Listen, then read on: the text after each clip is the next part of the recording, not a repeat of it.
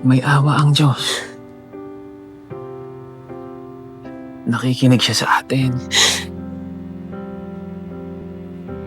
Ililigtas niya si Rambo. At mabait tayong tao.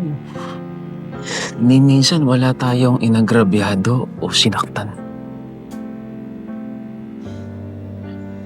Kaya huwag kang mag-alala. Tiwala tayo. Mabubuhay ang anak natin. Sa hirap ng mundo, kahit daling sumuko, hayaan mo silang ika'y